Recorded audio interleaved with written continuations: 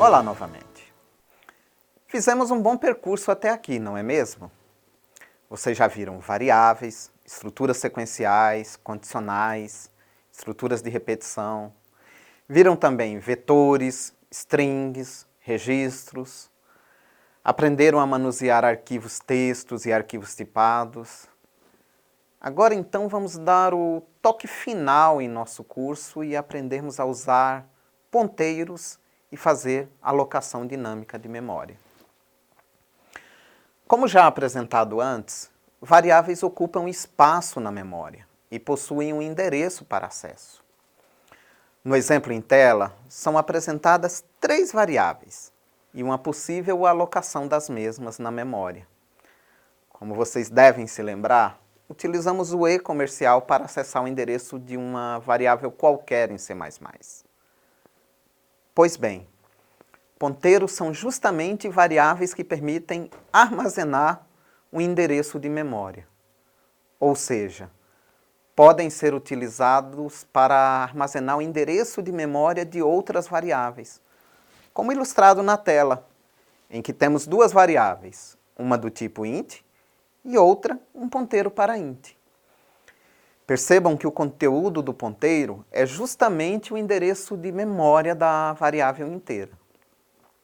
Com isso, ponteiros podem ser utilizados para uma série de tarefas em programação, incluindo acesso indireto a valores, muitas vezes sem necessidade de uma variável direta.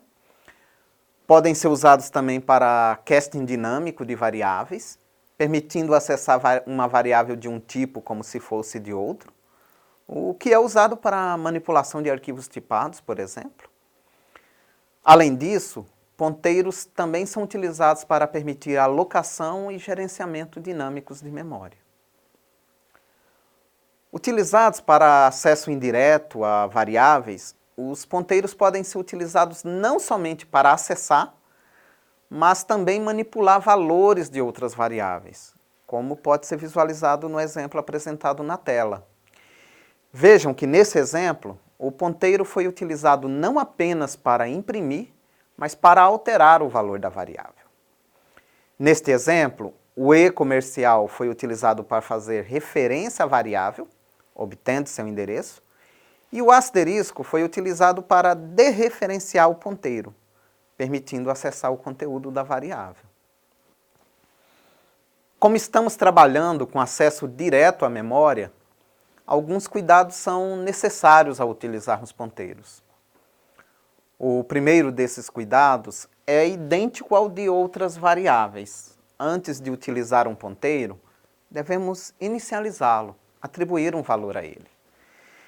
Tentar usar um ponteiro sem atribuir a ele o endereço de uma variável, como ilustrado em tela, pode gerar erros de difícil verificação, uma vez que não se sabe qual endereço de memória está sendo acessado. Esse erro torna-se ainda pior com a inicialização incorreta de ponteiros, como ilustrado em tela, em que atribuímos um endereço fixo da memória, sem sabermos o que tem nessa região, ao ponteiro. Notem que estamos apontando o endereço 240, não estamos atribuindo 240 ao valor da variável apontada pelo ponteiro. O que tem nesse endereço 240? Assim, é importante garantir que um ponteiro aponta para uma variável, que ele tem o endereço de uma variável antes de ser utilizado, como ilustrado no exemplo ao lado, em que atribuímos o endereço de aux para o ponteiro auxptr. E quando queremos criar um ponteiro, mas indicar que ele não aponta para uma variável? Nesse caso, utilizamos o valor null, que indica que o ponteiro não aponta para nenhum endereço. Também poderíamos utilizar diretamente o zero, iria compilar da mesma forma, mas em geral o null é mais expressivo no código-fonte. Em C++ também é possível utilizar null pointer, que funciona de uma maneira similar e tem a vantagem de ser uma palavra reservada. O null tem a vantagem, por outro lado, de ser mais utilizado pela maioria dos desenvolvedores. uma vez que é utilizado também em código C puro. Na tela, temos um exemplo interessante do uso do null para fazermos uma busca sequencial. Nesse caso, utilizamos um ponteiro para a posição em que o elemento buscado se encontra e que é inicializado em null. Percebam no código que esse ponteiro só deixa de ser nulo quando o valor procurado é encontrado. E aí o ponteiro irá apontar justamente para a variável contendo a posição. É isso. Vimos os ponteiros.